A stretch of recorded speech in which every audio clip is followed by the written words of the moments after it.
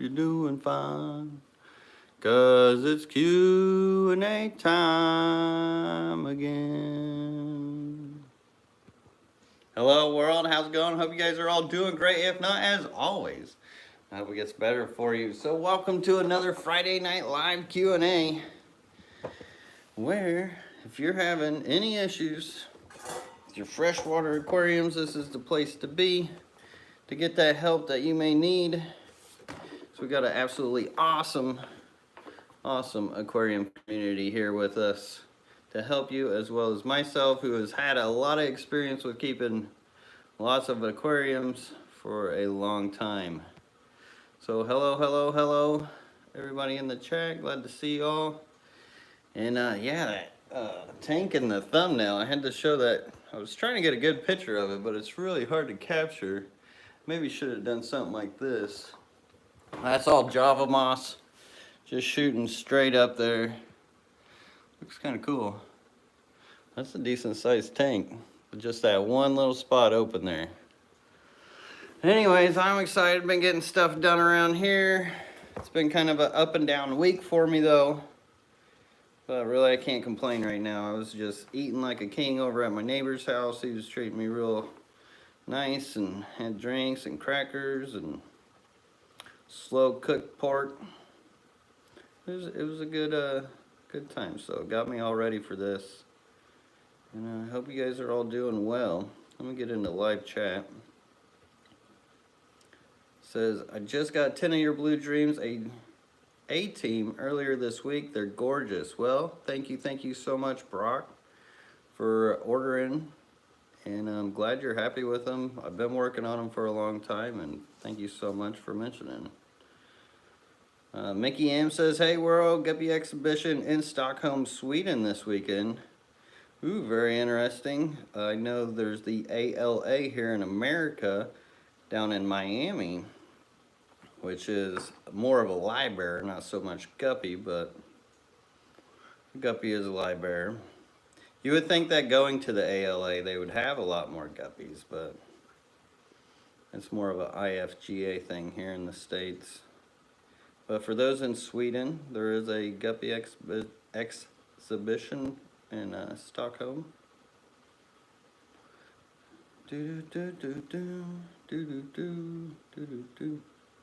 Alright, slow rolling tonight. Only 50 in here. I mean, I can't complain about 50, but usually it rolls in, we got questions, and I can fire right into it, but I guess I can ramble on for a little while. I mean, like I mentioned, this week kind of was rough for me at the beginning. Really feeling well. I guess I had a lot of internal stress I've been bottling up for too long. Just pressure of everything. Like, I'm a very calm and chill individual, and I didn't really think that stress would mess with me as much as it does, but could be that I just internalize it too much. But I talked a lot of that out, and it kind of helped with my eye twitches and whatnot. So that's good. And then that just got me motivated to get more stuff done in the fish room. Got this really cool pond thing that I ordered a while back. I'm excited to show you guys once I get that going. And what else is there? I've had a few things I thought I had to discuss with you guys. It was interesting. I went to do some water changes in here with my actual hoses and realized how much dust they still had on them. So these tanks, like, they really haven't had much for water changes. It's kind of crazy to really think about when your hoses and your maintenance equipment dust up so much that it shows how long you have not done it. What plants are in the tank to the right of your shoulder? So my right, that would be an Angustophilia, Hygrophilia Angustophilia. It's kind of like a willow looking like type plant, stem plant. It gets big too, like it'll take over this tank. I've had it before where it's taken over the whole entire tank. It produces a lot of purple flowers that'll hang out. I got some videos of it from a while back. Really cool plant though. I'm scrolling. Do you recommend Nylo CG fertilizers? Yeah, it's the ones that I always use. Alec the Nice is the Nylo CG fertilizer. It's been a while since I've ordered from them, but I mean, it's probably been a year since I've ordered from him. So I'm not really sure how his website's doing now or if anything has changed, but as far as if anything has changed, then yeah, Maple Street is not a stigma in my eye causing the twitch, trust me, brother. Because there was other signs too, like indigestion, like ulcer type of signs. Canadian Aquatics says, thoughts on a pisto with Popeye, you think water change or salt in the tank, no meds up here. So, I haven't personally had or seen much on fixing Popeye. That's like one of the really hard ones to take care of. Hopefully, or maybe somebody has a good procedure that you could actually do. As far as me personally, I don't really know of anything. Like some people say salt, but most people, once that fish gets Popeye, it's almost pretty much doomed. And I'm not really sure what the cause of it is either. BRL Aquatics, oh my god.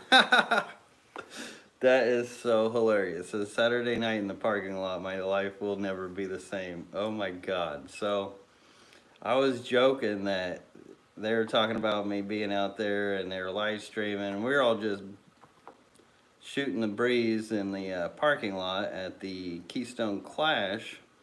I was joking around like, oh well, if my name does go awry, I'll just turn my name into BRL Aquatics. So there we have it. Somebody already took my name, BRL Aquatics. That is too funny.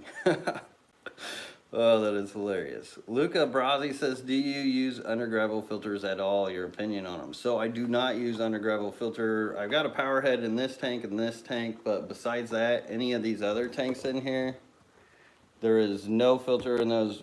There's no air line. There's nothing in there. That's got catfish, rainbow fish, tetras. There's killifish in there.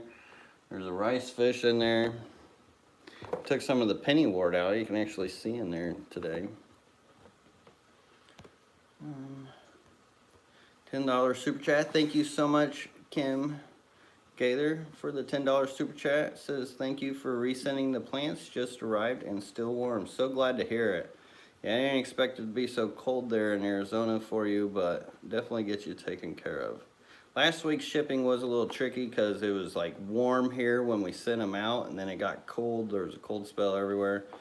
It actually went really well. We only had your plants and then we had some shrimp we had to reship where it got too hot with the heat pack. And it had 30 shrimp in it too, so when you pack them up like that, it doesn't help. But besides that, out of, I think it was like 35 orders, it was not bad. There's always a weird week here between winter and fall. Because so many different places, so many different temps. But I look at the NOAA, National Ocean Atmospheric something, I can't remember what it stands for, but it has a really good weather map for adjusting to all the different temperature changes. Which that's why I have a 40-hour, a 72-hour, 96-hour, even a 110-hour heat pack that I use too. And I adjust it accordingly on to where it's going, travel time, everything else like that. Which has worked really, really, really well for me. And also with the website, since we're talking about it, I have added a few things on there. There is a few rainbow fish. I had some rice fish on there. I think they may have sold out already. Java moss, put it up there. I don't know if I added any other plants or not. So get that out of the way. And thank you everybody who has bought from me and supported me. It has been huge and very much needed. Recently, I signed up to go to take some classes for Aquascape to figure out more on ponds, just kind of skill set. And we got Dallas coming up, and then I got a Florida talk. So trying to push all those events have really pushed my wallet. Hopefully we make up some in Dallas. So for those who are in the Texas area or plan on going there, I can't wait to see you guys all at the Aquashella in Dallas next week. CJ Clay says, what plants are in the tank to your right? I already answered that. Oh, I scrolled up somehow. Let me power scroll here. John Heaton says, I checked out your website and I'm curious about your bag of molten water. What kind of microfauna can I expect to find in it? Any pest snails, eggs, copiopods, planaria? So copiopods you'd probably find, maybe, I don't know. I usually get it out of this tank here. And you don't really have a whole lot of microfauna in there because of those fish that are in there. Because not only do I got the big mascara barbs, but I've also got cherry barbs in there that eat a lot of the smaller stuff. I've got bristlenose in there. So you might see some, I don't know what you would see, but just normal stuff that goes in an aquarium. Shouldn't have any snails or snail eggs because it's actually covered, the power head sponge is covered, and then I squeeze it out and just give you the molmy goodness. And that's how I set up my aquariums. Like when I go to Aquashella and I need that instant cycled tank, that's what I do. I put the water in, I squeeze that stuff in there, and boom, I got me a tank. That is all ready to go. And what else was I gonna say? Man, my memory right now is not very good because I've just got so much going on in my brain. Gotta slow down. Let's see. Scrolling. Smash the like button. Thank you. Who you gonna call, Ghostbusters? Angel Salas says, how often do blue acaras breed? I'm not really sure. I haven't bred out blue acaras, so I don't know how long, but I'll keep an eye out on the chat and I will tell you if I see something from someone else. Patty's Petite Tank says, fin and body cure Popeye. What is fin and body? Is that like fin and body cure? Is that like a new product? I haven't heard of that one. Alec the Nice says, I have a variegated Rosa Maiden crypt. Anyone ever seen such a long? I'm not sure what you're meaning. I'm sure there's different variations or variegated types of Rosa Maiden crypts. I actually have a Rosa Maiden. Matter of fact, I'll show it to you guys right now. This thing's absolutely insane, and I haven't shown anybody this. There's all kinds of things that I should probably like take the time to be like, oh, Instagram post, or this, that, and the other. But unfortunately, my time is not that lucrative to be doing Instagram posts. But this is a 40-gallon breeder, and this is a Rosa Maiden. Now you don't see a lot of the tigerings like as you would on this smaller one. You see how the leaves are more smooth? It's all the same plant, which looks like, yeah, here you can see this down here. But that's a 40-gallon breeder, and it's all the way up to here, so it doesn't have long. I bet you if this wasn't here, it might even stretch over to the top of it. And then here's it in like the more smaller form. But you can see how natural these tanks are. Look, I'm creating my own dirt. And Lars K, thank you so much for the support and super chat. Great to see you in here, brother. Hope you're having a good Friday. Says, as always, good stuff. Well, thank you. But yeah, that thing's insane.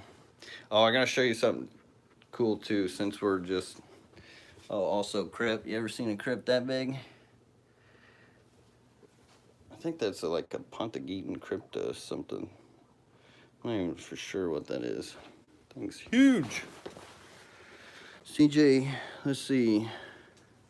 40 breeders are great. Half price now at Petco. Awesome. As you can see, we still got things to get in the house in order, but since we're talking about crypts, I have to share this with you. So I've got this 10-gallon tank here. Nice weeping moss. I believe that's what that is. Weeping moss going on there. And then you got like this one crypt. And it's got all this tank it could have went out to. Then you just see this small crypt here. Little bulbitis. But look in this tube here, this airline tube. That is a crypt growing into that tube. And it has hit the top of that. You see that little bit of green? That's the path it chose. And the sponge is there. I'm not sure how it got in there, but that was the place it decided to grow. How weird is that? It's pretty weird. Looks like spear moss, pointed spear moss. See, that's the thing, is they'll take mosses like this and give them multiple names. Really messes with stuff. I'm pretty sure this is weeping moss though, because it like weeps over and it kind of curls up. And that's what I originally got it for.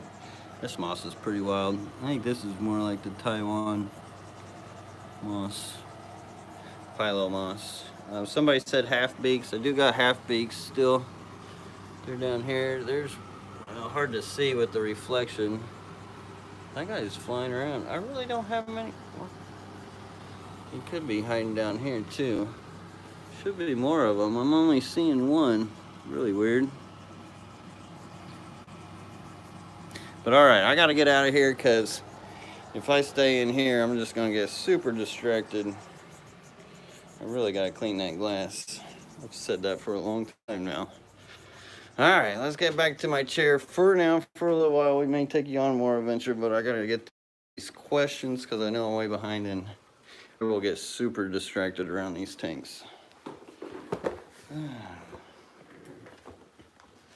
All right, Timothy Darling, thank you so much for the $10 super chat. Tim says, bro, my Rachovy killifish is having a hard time. Oh, excuse me. He was chilling with his lady and then all of a sudden started spazzing out. Then all he does is lay upside down on the bottom. Oof. That sucks. I mean, fish can have strokes. They can have heart attacks. They can just have mental issues sometimes. I've seen fish knock themselves out. I had a blue gularis jumped one time, hit himself on the head, drowned himself because he knocked himself out. I've seen them just break their spines because they spaz out. So, I mean, weird things happen. Not a whole lot you can do. Really sucks to hear. I'm sorry to hear that. Best thing to do is just let them be, though, because sometimes that they can come out of it and figure themselves out. It's rare, but they can bounce back. There's one time I was at, I think it was up in Connecticut at the NEC convention or something, and I gave somebody a guppy to borrow for one of their aquascape tanks, and as soon as I threw it in there, it started acting all weird and was like twitching, convulsing. I was like, crap, picked it out like real fast. The dude was like having a heart attack or something, so I picked him up, kind of shook him a little bit and put him back in and started swimming just fine. It was really, really weird. Like I had to break them back into reality.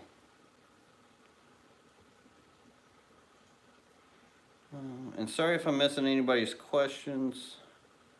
Like I said, being around with those tanks, very distracting.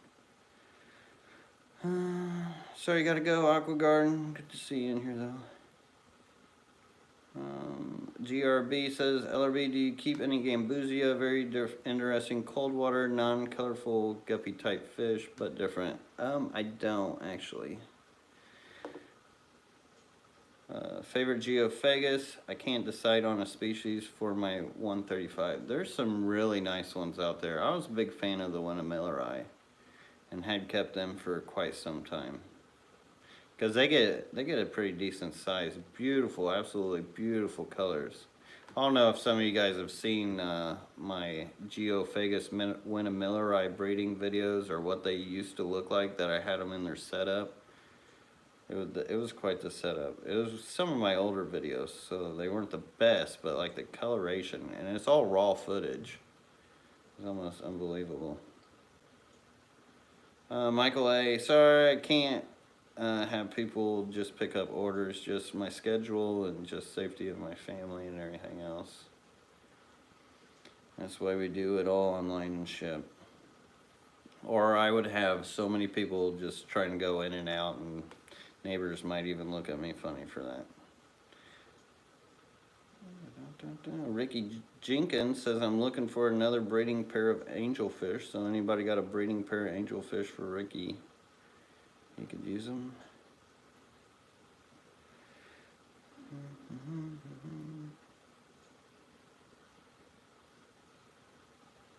Scrolling. And also, if you do got a question, also great to put a question mark behind it so I know it's a question. M&C Aquatics says, what would cause an Amazon sword to sort of splay open and lay down instead of standing up? No yellowing of the leaves or holes. Potentially super bright light. Is it a regular Amazon sword? Maybe even a different type of plant that was sold as an Amazon sword. Because not often you see those really lay down. Even with super bright light, they like to stretch and absorb it and grow out broadly. But sometimes on some plants, if you get too much light on them, they will kind of flatten out. Because they don't have to stretch so much for the light. So then they go more in a width area. Ricky Jenkins says, seems like feeding them frozen bloodworms and frozen brine shrimp does not get them to breed any better. Possibly not. Anything really frozen, like they want something more lively, something real natural. Any kind of live food, like live Daphnia, live brine shrimp, that stuff triggers them. Because not only does it feed them, but it also shows that there's food in the environment that can feed their young, which is important when it comes to trying to trigger fish to breed. Richard McCarthy says, have you ever kept pseudomugil signifer Pacific blue eyes? I'm trying to find some who has kept them. They seem pretty hardy. So far, a cool fish. So I have kept some of those, and they are a cool fish. Sometimes you can get them at the fish store. You can find them. But I believe that they're more of a seasonal fish store kind of fine fish. And yes, that was a bulbitis in the front. I'm like way off chat, ain't I? I'm like super scroll down here. Try to pick up a question on the way. Let's see any. What is your favorite Cory species? So usually I don't pick favorites, but I am a huge fan of the Adolphoi Cory. I don't know, something about that Cory just stands out to me.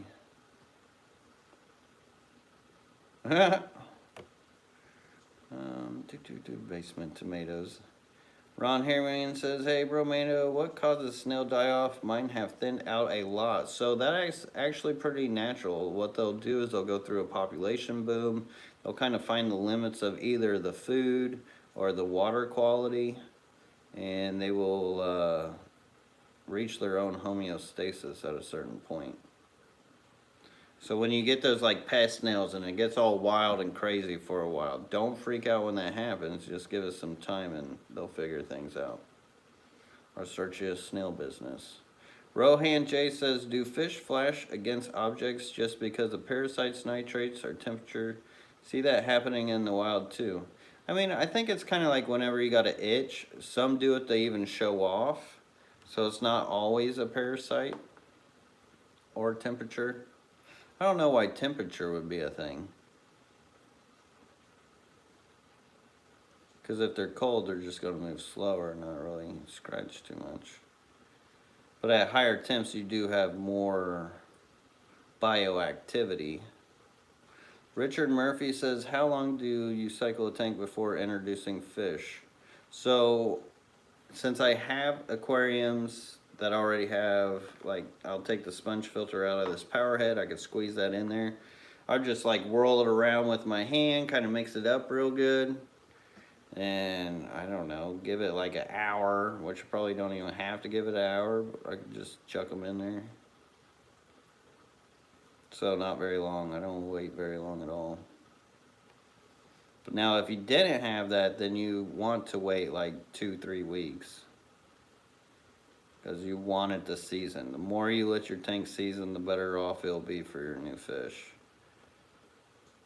And depending on your fish too, like some fish can get away with being put in an aquarium sooner, like guppies and molly swordtails. A lot of the live bearer fish, you can pretty much keep them in sterile water and they really don't care. K2, what happened if you added a couple male betta to a 75-gallon sorority tank? Too much fighting. I don't know. I have never seen anybody do that. I've never personally done it. It would be interesting to see. Just keep an eye on it.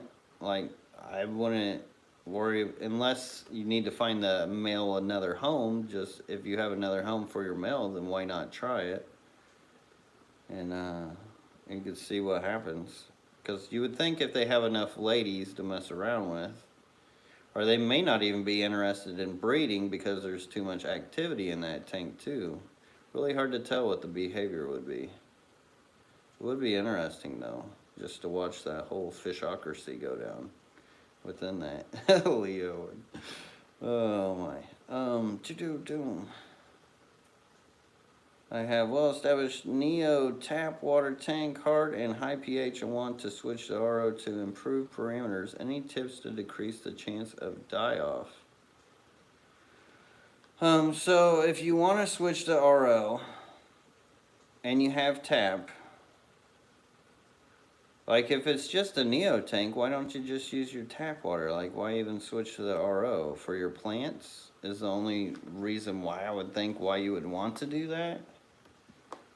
But if that was the case, maybe have separate tanks.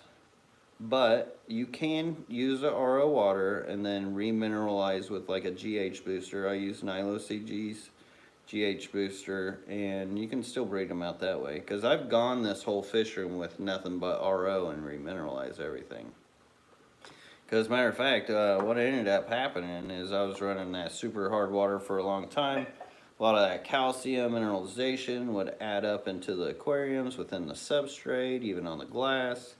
And then I start running the more RO system, the softer water, and the acidity of the water, the RO water would just break that down over time, which would also add to the water column. But you can manipulate water with all the different products that they have now as far as like fertilization and GH boosters and stuff. You can make pretty water concoctions of pretty much anything with the right items.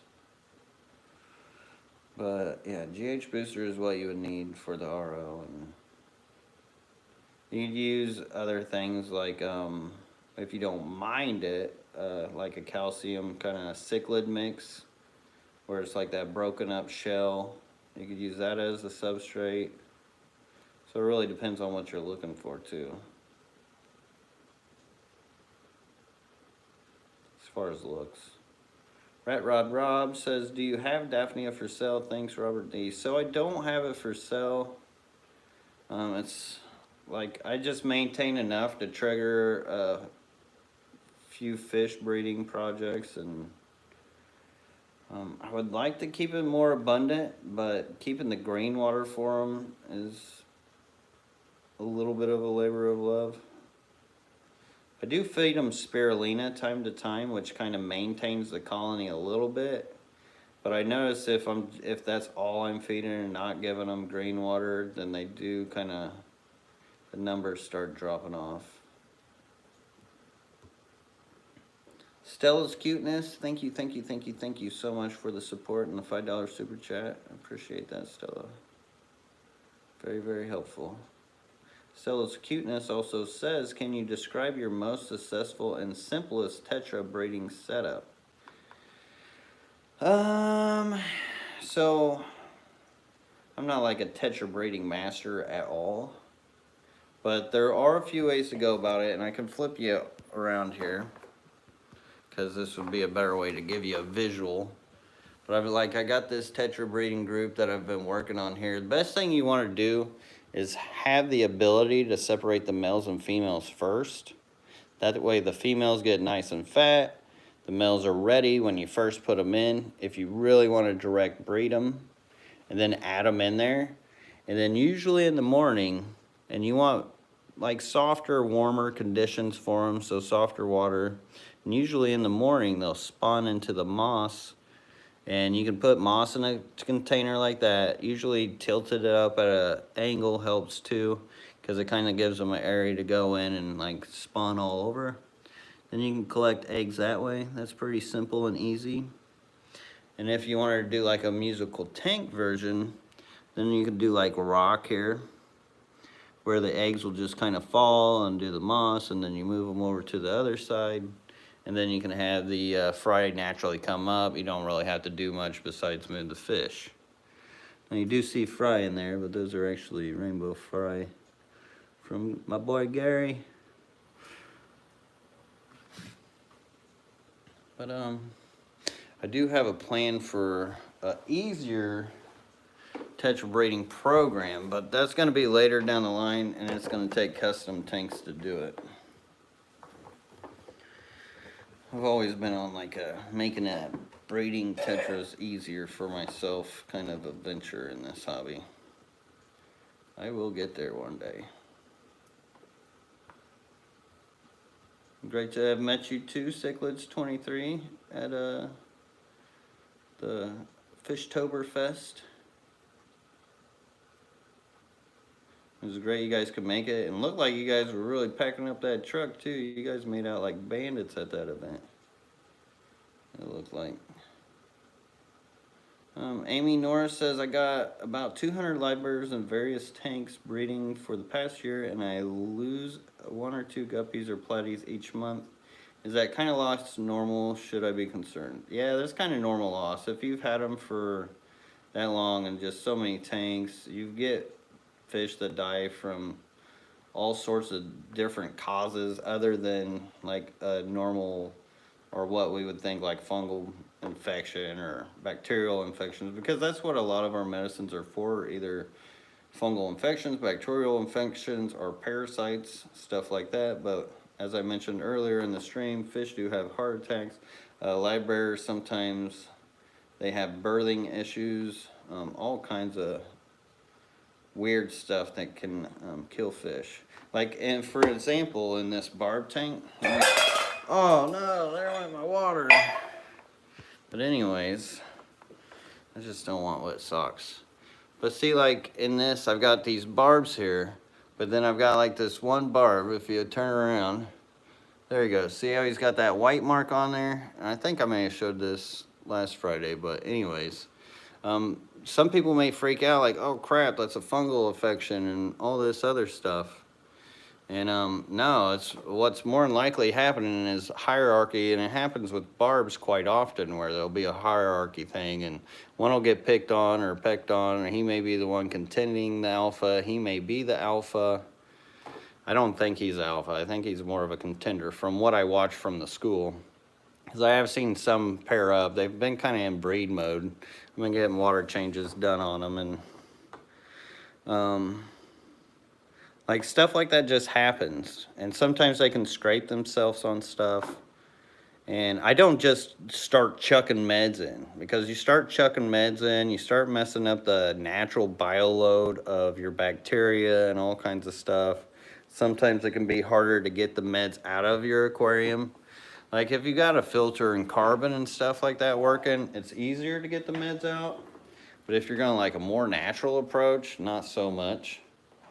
Oh, and I was meaning to feed the fish more towards the beginning of the streams, because I usually wait towards the end. But I know why I don't do that now, because I'll get way distracted. But I do need to probably start feeding them towards the beginning. Let's look at that tank for a while, because, well, why not? It looks so good. Can't wait to get more water changes done. Just seeing, oh, power skiing, or power risking. How do you say that? Oh, power is king. Okay, it says shell dwellers, question mark. So I did actually add some shell dwellers to my website today. There's not many. I only put like 8 on there or something. So they will go fast. And I did end up finding some mascara barbs, predatory fins. Out of all people. Ended up having them. I was just randomly watching a video and saw those were in his tank. And I was like, holy crap, I know what those are. He didn't seem like he really knew much about them. But I'm like, oh man, if he only knew what he had. And I think he kind of did know what he had because they were 45 bucks a piece. Which was crazy.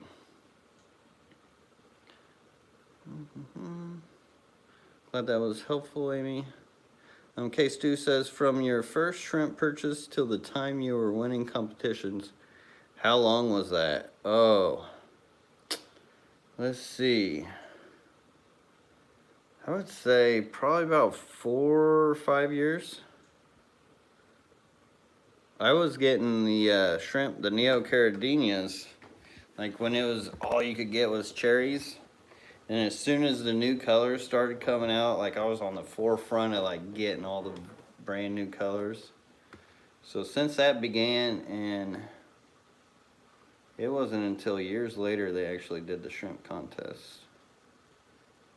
Ooh, I'm towards the bottom, nice. And sorry if I missed anybody's questions. If you're still in here and I have not answered your question, throw it down at the bottom.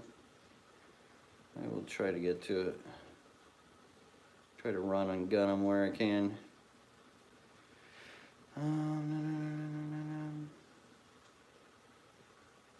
MPH Fresh Fin says, how come we dose calcium in a saltwater tank, but it's not talked about in freshwater? Just cuttlebone and crushed coral. Thank you for your shrimp and guppies. You watch my videos, LOL. I don't think I have seen any of your videos, but as far as the calcium go, we do dose and talk about calcium in freshwater quite often. Because it is a big building block of not only plants, but your fish and shrimp. And even with the softer water conditions, it's not bad to have calcium in there because it does break down and the acidity helps it become more processable for livestock and plants and stuff. But yeah, it's definitely used. Stella's Cuteness says, ever had hydra issues? I suppose they come in with plants. My heavy brine shrimp feeding make hydra explode. Flubendazole. As far as hydra, yeah, flubendazole will work. I use the Paincure Sea dog dewormer for it. I've seen multiple different types of hydra. So you got like the kind that'll just kind of hang out like here and there, be sporadic, kind of singular by themselves. And then I've also had some that was like fan coral, so it all branched out together as one big sort of hydra with all these multiple catcher thingies. I'm not a scientist, I don't know the term for them. But the Paincure Sea dog dewormer always worked well for it. So just pretty much like you're dosing for planaria. Planaria, hydra, and vorticella, you can all fix with that Paincure Sea dog dewormer. And it wouldn't be a live stream if I didn't tell you how to do it. So you get 0.1 grams per 10 gallons, then you wait 72 hours, do a 25% water change, and repeat. So 0.1 gram, 72 hours, 25% water change, repeat. I would at least go 2 to 4 times depending on what you see in your aquarium. Elidancini, I don't even know how to say that. Says, how can I know if my overpopulation in my tank, if I have overpopulation in my tank? Aggression, breathing, behavior, water quality. Because you can have overpopulated tanks. You're doing your water changes or you got your sump. There's a lot you could get away with depending on what you're doing. But really just watching your fish, watching their behaviors, that can really tell you if you're overpopulating. The Fishy Mailman says, Lucas, are you gonna go to the ANGFA thing next year in Louisville, Kentucky? So yes, I will definitely be there. So you got the ALA, the AKA, ANGFA, and what is it? The ACA. It'll all be in Louisville, Kentucky. It's in July next year. Big event. So these clubs never come together like this. And the fact that all of them are coming together like this, it's going to be huge. It's going to be something I am definitely not going to miss out on. And a new member, thank you so much, Candy Overhauls. So great to see you in here. And thank you for becoming a member. And it was great seeing you at Fishtoberfest as well. To finally get to meet you. And yes, I got to meet the famous Candy Overhauls. It was such a pleasure.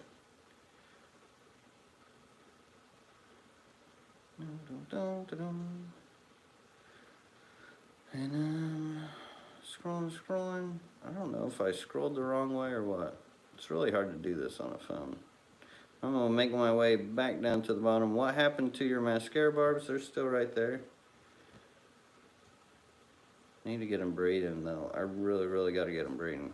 That's actually what this tank was for up here. But then I ended up having to make it a catch-all. But I've got a whole new pond I'm gonna make a catch-all and then get that back to a breeding thing. Here sooner than later, hopefully. Joby says, hey Lucas, how long do you keep your lights on in the fish room? So I run them about 8 hours. Just for, some may even run a little longer. Right now, everything's kind of wonky because we had a lot of power outages this last year. Like, you would have a random, like, oh, power would go out for a half hour here or hour there or something like that. So, my timers are all kinds of wonk right now. But for the most part, most run 8 to 10 hours. Because sometimes I'll change them up. So, it's not real specific.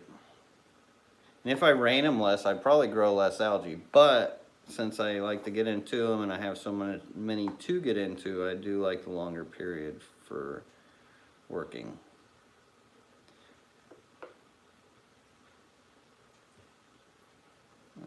TM Claus says, how are these zebra shrimp being bred?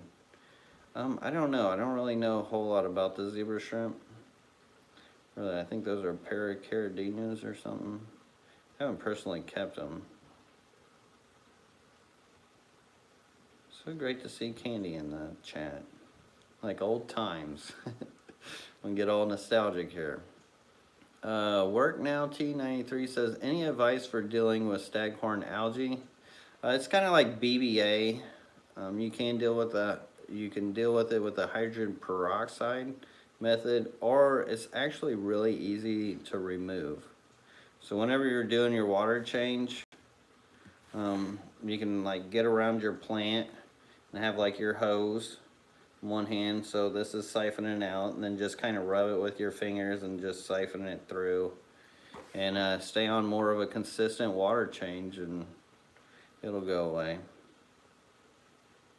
It can be more common in newer tanks too.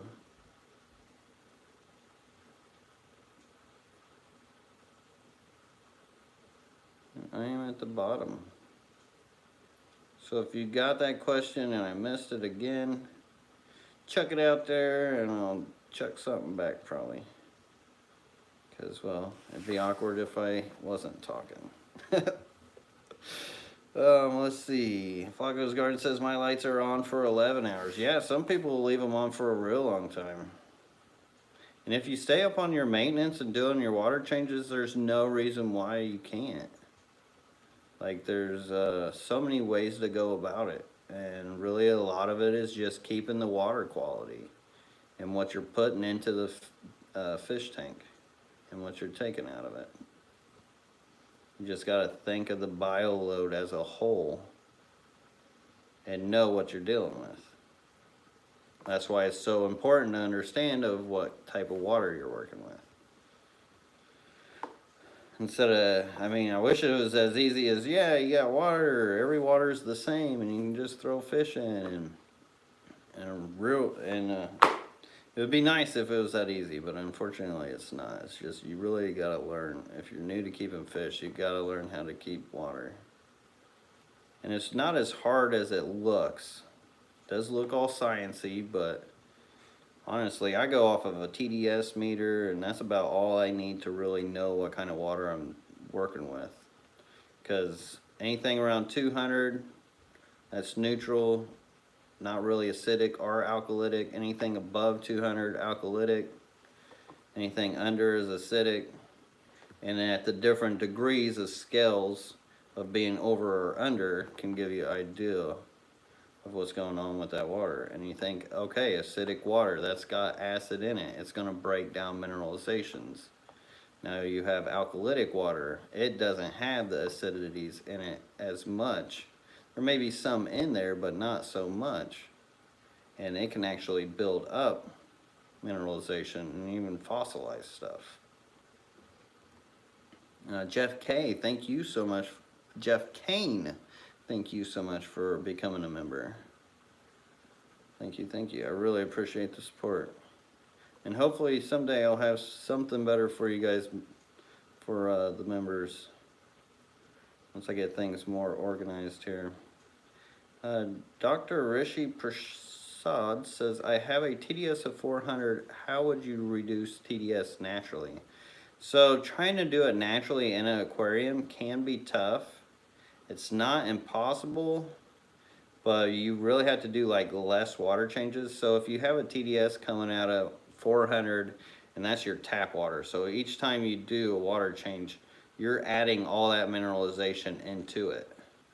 So that's why you don't just top off with tap water. So if, say, this water evaporated to here and then you topped it off with that, you're going to come up with a higher TDS because you're adding even more mineralization in there, depending on your plant load.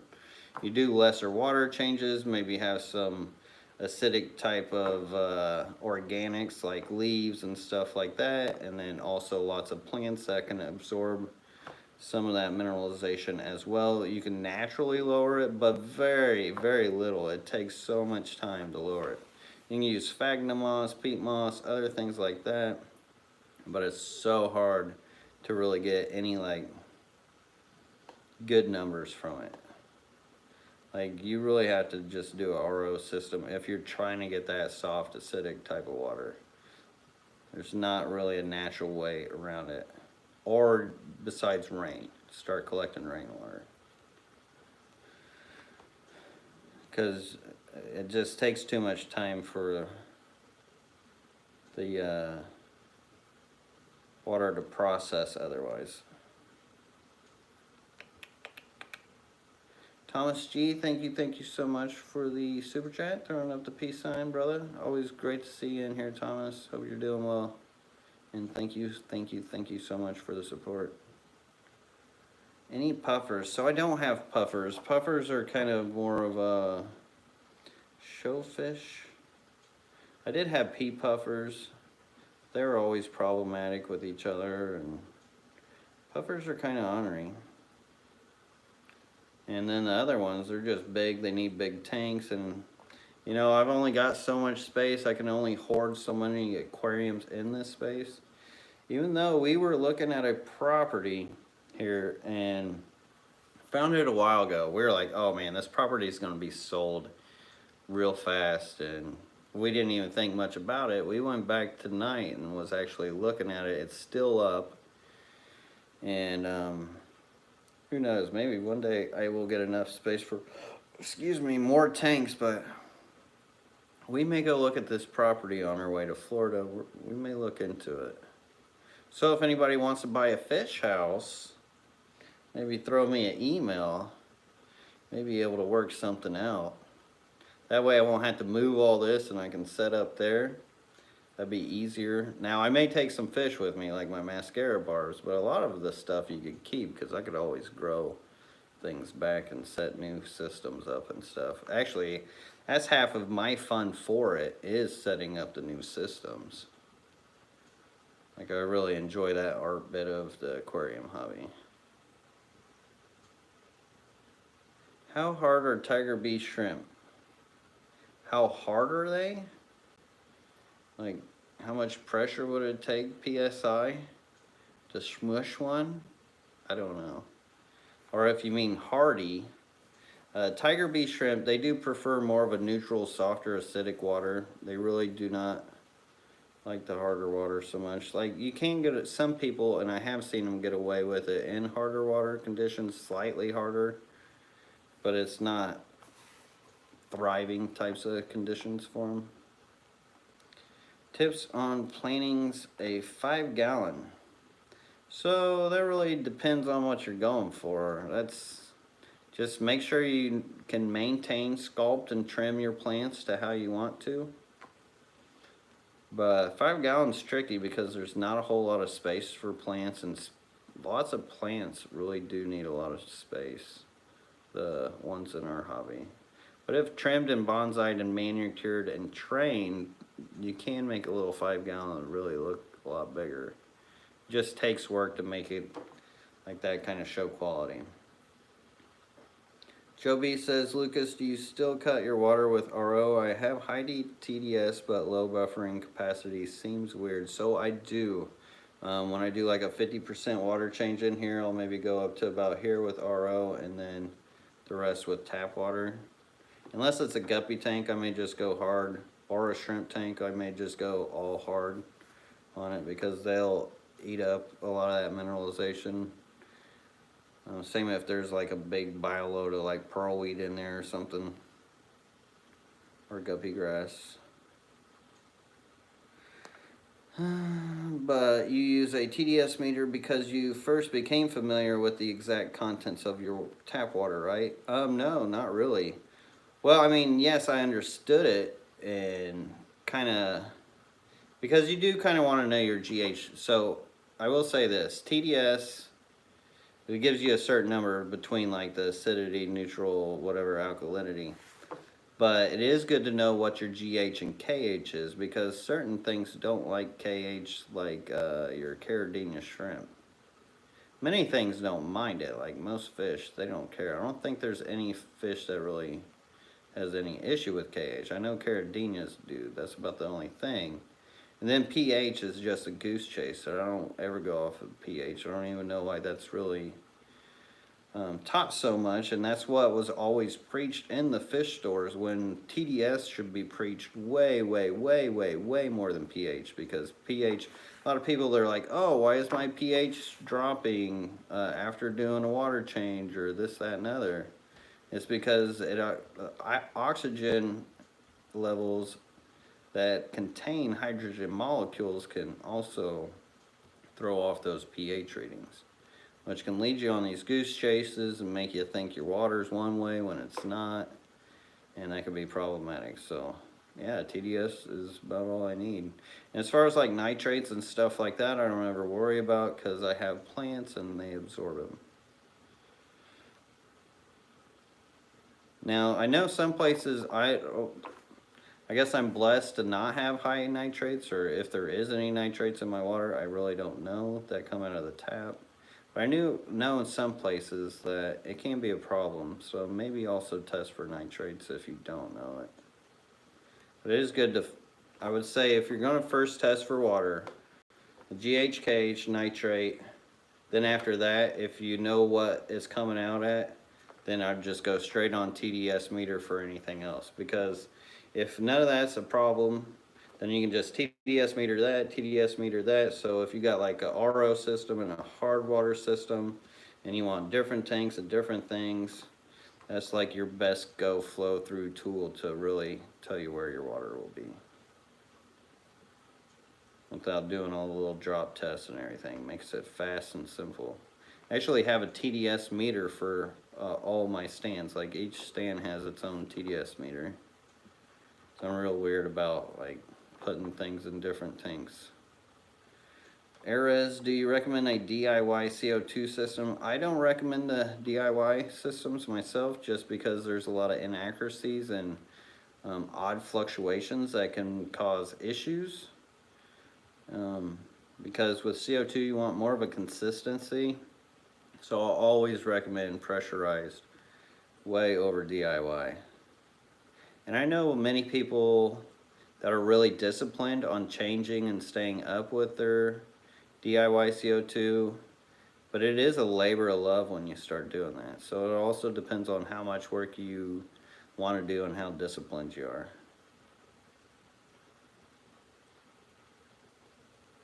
And Feral Wolfie says his tap water is also 400 TDS. So that's almost about what my water is. It used to be that high. It's more around 330s, 350s now. But yeah, for certain neos and plants, like they absolutely love all that mineralization.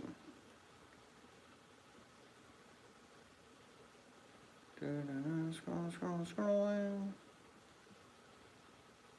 Leaves breakdown decrease TDS. Won't it add to it? So no, it won't, because Rohan, the acidity of those leaves often bring a lot of acidity, or well, they do bring a lot of acidity. I don't know of any leaf that doesn't.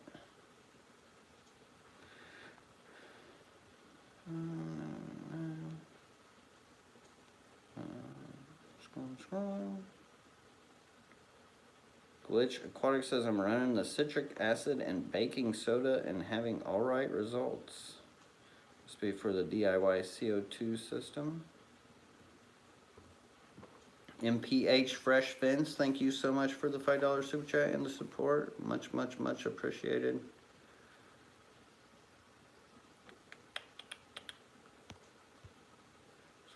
Scrolling. Work now. T93 says, would you say there's a upper threshold for weekly water change percent shrimp can tolerate?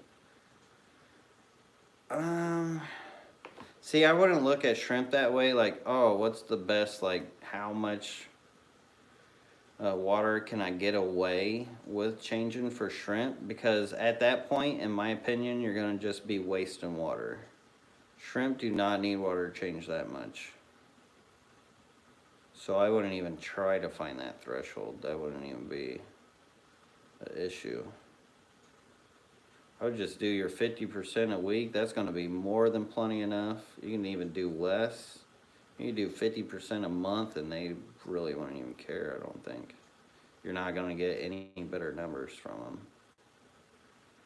Unless you have like this population that's in absolutely mad mode where they're just everywhere littered across the tank and it's like nothing but shrimp. Then you might want to do more water changes because you're going to have more waste, which that's just more water quality. But it takes a lot of shrimp to really fill up a tank to do that. Ben Backstrom says, do you have a recommendation for TDS meter? I just get the ones off eBay. I think HM Digital is the one that I have mostly. There's a couple brands I have, but I think that's the one that really sticks out in my head. They always kind of been the same.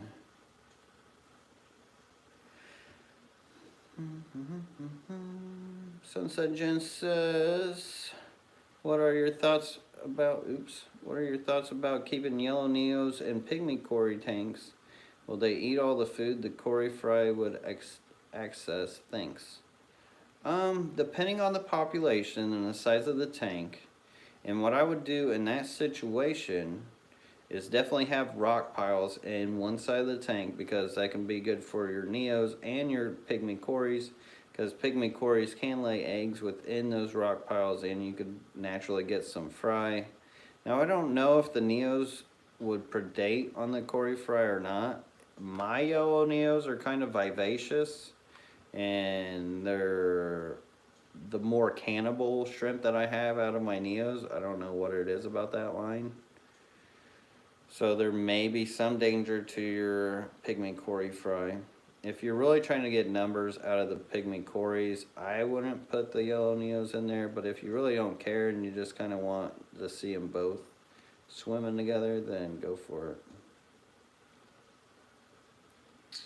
Flacco's Garden says, I have killed snails with too much CO2. Yeah, too much CO2 will kill a lot of things. You can even kill plants with too much CO2. But yeah, you can outgas fish, get them all drunk, and it could not be good. That's a big reason why I don't use CO2, is because it's not that great for your fish, to be honest. MPH Fresh Fin says, how long or how many videos did it take you to pop off on YouTube? Did YouTube or your website come first? So YouTube actually came first before my website. So long story short, Facebook banned me because they thought I was a bot and they had no customer service. And I used to answer so many people's questions on Facebook, and I kind of like did the PM messaging and sold that way, like here and there. I used to do it on the forums on Aquatic Plant Central, planettank.net. Never had a website, and then started going to YouTube because I was like, well, I can make a video and answer everybody's question with this video. Instead of writing it out every time, I just link up the video. And then it all just kind of started rolling from there.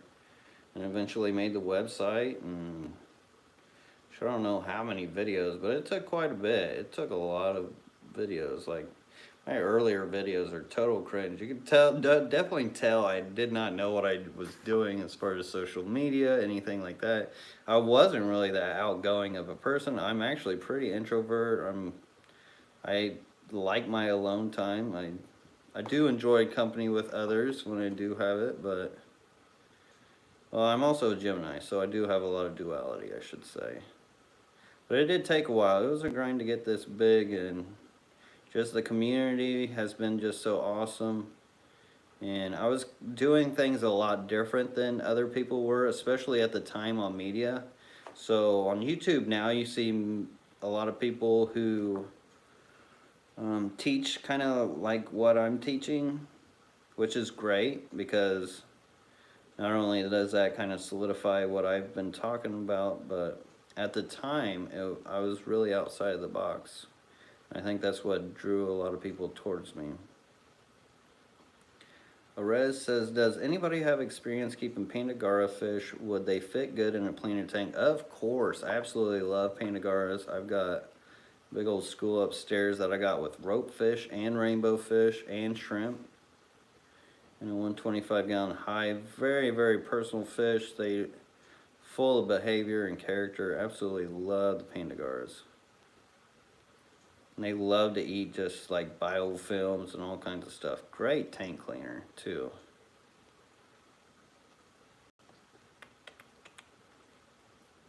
Alright, oh, we're over an hour already. That was fast. Cichlids23 says the shrimp candy and I bought from you are buried up at Danikin Aquatics. Weren't those LRBs? Thanks again. I think they were. Cichlids23. Alright, so let's chuck some food into this mascara barb tank real quick. Sorry if I missed anybody's questions, but I do got to hop off here because I don't want to step on anybody's toes, and I got to get to feeding the rest of the fish. But MadCat61207, thank you so much for that super chat. I appreciate the support, buddy, as always. And unfortunately, this is it. Our hour is up. Feel like that flew. But I just wouldn't be right if I didn't feed these guys. Because don't we all just love a little fish feeding? Yum, yum, yum. Oh, you guys filled up on guppy grass, didn't you? They are not that active. Like, I just added that guppy grass in there yesterday, and they've already mouthed like half of what I put in there. I swear those things are like cows. Freshwater fish cows. You know, and of course that reflection is in like the worst spot. I think that's a lot of reasons why you don't see as many videos from me too, is like half the time whenever I'm trying to make a video and these reflections are just killing me.